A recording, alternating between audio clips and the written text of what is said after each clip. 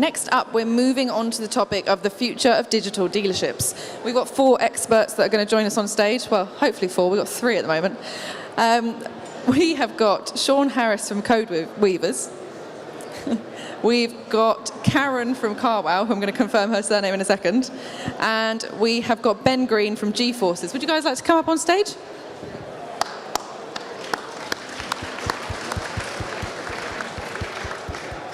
Okay, as always, if you've got any questions, stick your hand up. Please don't be shy. The panel do love questions from people other than Rebecca and I. So firstly, this is obviously a bit of a hot topic at the moment. Lots of people we've been chatting to today have been talking about taking car sales online. Is it ever going to happen, Shaun? I think it is happening. We've seen, obviously, some of the manufacturers, BMW, Peugeot, I think Hyundai. In the new car arena, it's obviously happening now. I think more will join in. I think within the next 12 to 18 months, I think it'll be a majority, not a minority, that are retailing new cars online. And in the used car, I think it's taken a little longer to gain traction, but I think you'll see quite a few interesting journeys out this year. You've obviously seen Bristol Street in the last couple of weeks, so I think it's not a question of is it going to happen, it is happening. Are consumers ready for it across the board, or is it going to be just an isolated thing, do you think? I think there's clearly a certain type of consumer, call them the millennials, or give them group them in a term that are more used to buying things online. But it doesn't have to be. I think it's all about the journey that's created. I think there will be people that want to stick to the traditional model. There'll be people that want to do an entire digital journey, and there'll be some people that want to go across both of them. And I think one of the things is, instead of classing it as e-retail and physical retail, you'll probably actually see the 2 channels start to cross over. People might start digital, go physical, they may end digital, and any mixture of the 2. So, Karen, Carwow, I'm assuming, has made more people think about buying a car online. Do you think that one day it will go to completely online for most car dealerships? I think we've certainly made it easier for people to compare and contrast across lots of different makes without having to go to individual websites. But I think we take our lead from the retail industry. So yes, more people are doing their shopping online, whether it's ordering clothes, ordering their groceries. But if I wander down Oxford Street on a Saturday afternoon, or I go to the Trafford Centre, they're still busy. And you could argue that the retail industry is probably 20 years ahead of automotive. So from my point of view, there's absolutely still a key role that the dealership has to play in helping customers buy cars. GForces is building these online showrooms for people as we speak? Yeah, so, I mean, we've been working on it for some time. I think, part of the reason we haven't got there is the market isn't necessarily ready and it's a complex product. But I think we're very much not pushing just on the idea that, and I think Shaun alluded to it and Karen as well, it's not just one way of doing it. There is a physical brand experience that needs to happen. If you look at the likes of Amazon and eBay, they've actually created physical shops and so on as part of their branding. And there's a reason why they're doing that. They know it's not just all online. But actually, the process that consumers are being put through at the moment, what we can see online and how much they prep and research themselves, they don't necessarily want to go through that traditional experience. So I agree, certainly in the early days it will be a mix, but I think what will happen is the way we view a showroom and the physical space will just be an adaptation of that. I don't see it disappearing at all. And Phil, you talk to a lot of dealers all the time. I mean, what are you hearing in the market when it comes to online car sales?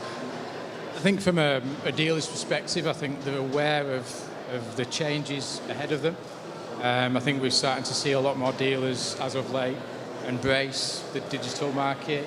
You've seen recently Virtue that have gone to market with their end-to-end home delivery, their platform that they've delivered. They're not the only dealer in the market that will be doing that. So I think we're going to start seeing a lot more from the dealer network understanding that digital market and the way consumers are shopping. We've had a lot of conversations about Amazon entering the UK market. They've obviously entered the car market in the US, and I think it was Italy more recently they've entered, and France. So we're starting to see that model more and more. And if you look at Amazon when they first landed generally into that consumer world, no one thought it would work, and look at it today as what's happening. But again, they've proved that they've gone back to the physical environment with their bookstores and things like that. So there is as Shaun said, there's a mix of everything. If you look at, I suppose, an example in the retail world, maybe Argos, that you can buy online, you can do your whole purchase online, you don't need to go anywhere near Argos, you can have it delivered, you can have same-day delivery, or you can order online and go and collect, or you can just walk into one of their locations and buy and collect there and then. So I think there's a space for everything in the market today. So what's the biggest obstacle holding dealers back from doing this at the moment, Shaun? I think there's definitely been a bit of technology in terms of putting the entire journey together. The component parts have been in existence. You can get an online part exchange valuation. You've obviously arranged your finance online, the images of the vehicles, the specs, etc. And I think putting all those component parts together in a journey, I think one of the things that also has held it back so far is it's a product that people negotiate, and it's been like that for many, many years. And I think overcoming the ability to move from a negotiate model, which is generally been done physically, and you're starting to see more fixed price vehicles. I think as we move to fixed price, and there's quite a few car supermarkets now that there is no negotiation. So I think that sea change of starting to fix the price of the vehicles has taken that barrier away, which was, well, if I buy online and just take this price, I can negotiate a discount. As long as that was there, I think that was a barrier to a wider expansion. But I think that's probably one of the key drivers of going more online sales is movement to fixed pricing. I was going to say, to add to that as well, I think in terms of what's holding it back, there's a big cultural change. So, we've seen some of the most successful dealers on Carwow recruit very differently, pay their staff very differently, and the most successful people that are kind of handling digital leads are not traditional salespeople that have been in the industry for 20 years, that have that ingrained cynicism perhaps. They are young, enthusiastic people that are being paid on productivity, not on low base and high commission. And that's a big cultural change for the industry. If I was a sales manager in a dealership, I'd be nervous about paying someone a flat salary when the rest of my sales team is paid differently. And that cultural change is going to take time. Yeah, I agree on that. I mean, the cultural change within the business has probably held it back, because that's a big shift for everyone to make. And I think we only have to look at, in the past, things like record stores and so on, not embracing that change. And that's probably been a stumbling factor, that it's been seen as a threat. I think also, just in terms of actually being able to buy a car online, the assets that sit around the car, in terms of the visual assets, of understanding what you're buying, being able to configure it properly, have been somewhat limited. I mean, even at the manufacturer level websites, we've looked at some of the configurators and so on. You need to have the best you can get to be able to make that decision and be comfortable with it, alongside the trust factor of who you're purchasing from. So all those factors need to be addressed, and the retailers and the suppliers in the market need to work on that to pull those things together. Because I agree with Shaun, everything is there in its elements, but it's disparate and it needs bringing together. And the cultural change will be difficult with dealerships. I grew up in dealership environment, and I know, the problems and the threat and how people will view it. But if we really embrace it as an industry, we can definitely do it and take it forward, and actually have a more effective, slimlined way of running our business. Yeah, I think you're right. I think in terms of transparency between retailers and consumers, that's on the forefront of everybody's mind in terms of transparency of everything within the business. They're becoming a lot more data hungry, a lot more interested in the finer detail of the consumer behaviours, what cars to buy, when to buy them, how much to pay, what to retail them at. So I think that whole digital space is driving a better dealer, back into the dealer network from the consumer. And those that are embracing it and being very successful at doing it. And I think that's the way we'll see it going forward. So if you were setting up a dealership now, would you even invest in a forecourt? Would you just be doing it all online, Shaun? No, there is definitely a future for physical forecourts. You look at really successful retailers, they know they need a physical presence and a digital presence, and it's all about having the fluidity and creating journeys that customers are in control of. And there will be people that want to go and meet and look at the car physically. It will still be there, and I can't see a day where the physical sale it goes away, because there's still lots of people that actually want to do business that way. I think it's more about allowing people to do it and control the journey how they want to. Whether that be digital or physical, I think successful retail actually needs both. I think the other thing we need to obviously get a handle on is operating models and operating costs. And you know, I can say this because I used to work for a manufacturer and arguably was part of the problem, but we encourage dealers to invest in £1 million gin palaces, you know, in big, you know, retail centres with high footfall. And I think, you know, if we were going back 50 years and we had a crystal ball, our dealerships nowadays would look very different. We'd probably have slightly smaller dealerships that had much greater use of technology. So you don't need to show every single car within your dealership. You could use virtual reality to do some of that stuff and try and bring the operation of running a dealership down. But yeah, to answer the question, I think they'll definitely need to be there for people to go and visit and speak to experts, but the shape in which they currently exist may change.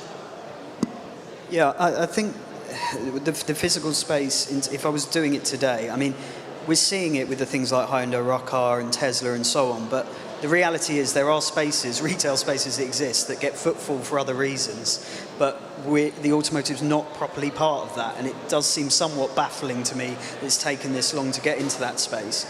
In terms of, if you look at the size of the networks we've got in the UK and the density of those networks, you know, we like to think we've all got our own territory, but they're not that far apart, particularly with the work we're doing overseas, what we see there. So I agree, like moving where that retail space is, putting it in the right place for the consumer at the right time, and making it an immersive experience. At the end of the day, the online journey of purchasing a car can be the same journey within that retail space. That bit almost isn't important. It's actually getting them to buy into the brand, the product, and so on. And brand loyalty has dissipated. People don't stay in the same manufacturer for years and years and years. And so actually you have to give them something different in that space. And also I would say is leaving the consumer to it. One thing that the digital side of things has really created is the consumer's completely in control. They're not going into a showroom and being led on a path. They're being able to control that. And I think they want a similar experience in the retail. They want help and advice where needed, but they don't want to feel pushed or cajoled or anything else. And also changing that whole process, buying process, will actually alleviate a lot of the tension that I found recently when buying a car, when I was pushed through a load of hoops that I know were part of CSI scoring or whatever else, and they were unnecessary. I didn't want to do them, but the salesperson had to put me through them. So we can eliminate a lot of that. Yeah, I think in the short term we're going to see continual evolution in the way deals are done and that relationship between the retailer and the consumer. We've got to put it in context that we've got over 32 million cars on the road. We're probably going to do a 2.6 million new car registration year this year. That'll probably generate another of in excess of 8 million used car sales. So it's going to be some time before you don't need that physical space for these vehicles to be sold, to be viewed, to be touched, test driven. Particularly in the used car space, it is an emotive purchase and it's unique in every occasion in terms of a used car. There may be the change in terms of the new car representation, so you'll have multi-franchise maybe in one location, but they'll still need a physical location for that to happen in terms of the test drive for the customers that want to do that interaction, and for the used car purchase to take place on the location. So I think we might start to see the ratio shift in terms of the digital and the full online purchases, but I think there's still, for the foreseeable future, probably still the need for that physical location. So do we have any questions from the audience for our panellists? No questions? Not the shy lot. I've got one last one I wouldn't mind asking is, the panellists could tell me what they think customers really want from a digital dealership. Shaun. So that's a really good question. I think a journey that works, flexibility to do what they want in a way that suits them, the ability to be able to select what is important to them and make it obvious. So I think the journey is really important, and I think the flexibility of doing that. Obviously, you've got the technical bits like the imagery, videos, etc., making that car sing, but actually making the journey really intuitive. I think that's absolutely key. I think for me it's three things. So it's transparency, it's trust, and a bit of respect for the customer. So from a transparency point of view, they need to know that they're paying a fair price. From a trust point of view, they want to know that they're dealing with a real person that other people have dealt with and know that they had a good experience. And the bit that we often find is a little bit of a respect in terms of what the customer's done up until that point. I guess it goes back to the people that are dealing with digital inquiries, but the customer by that point has probably read all the reviews they want to read, has compared prices online, and essentially is just ready to buy a car. And some of the frustrations that we see time and again from customers are being reset back to stage one in the sales process, when actually they're just ready to hand over the money and do the exciting bit. But the sales process denotes that we have to go back to qualification and start again and make sure we sell all the products. So I think it's just, I guess, a cognizance of knowing where your customer is and changing your sales path accordingly. I think it's also about the consistency of the journey across touch points. I think we think too much it will be one way or the other. And whether that's a showroom, whether that's a retail space, whether that's a pop-up shop at an event that's relevant for that product brand, wherever it is, they want to see consistency. And too much at the moment, you get one touch point. We know from some of the research we've seen that the retail space stuff has led to them visiting a dealership because culturally they didn't know you could buy there. You know, they still felt like you needed that part of the journey to happen. But the dealership linking that experience just isn't there. So how we get that link in place, how we do the data capture properly and move the customer through so that you're not going through the same rigmarole each time, but wherever you go across that brand, the journey should be consistent. And that's going to be as important to them. And also I think, you know, the consumer's going to want control, or to feel like they're in control, to not feel like they're being pushed down any one route. Phil? Yeah, I think a great deal to add to this. I mean, in terms of the consumer wants to be in control, they want to be able to enter a certain level of the process and exit it whenever they feel like, so they want to be in 100% control of their purchase and their process. I think going back to the current online digital spaces that we've got in terms of the manufacturers, you know, they are very obviously inconsistent between each other in terms of how you do it and the processes in place. They're different in terms of their relationship with the dealer network, the suppliers of the vehicle. So I think there's a need for some consistency in that space, which is where it opens opportunities for disruptors to enter that market, to become the one-stop shop, to be able to offer a consumer that one process that's streamlined in terms of everything these guys have been talking about that transparency and ease of process of purchase. Okay, thank you. Our last session on the live stage will be focusing on the potential of maximising profit through after sales. Join Rebecca here in a couple of minutes at 4:30. But for now, thank you very much to our panel. Thank you, guys.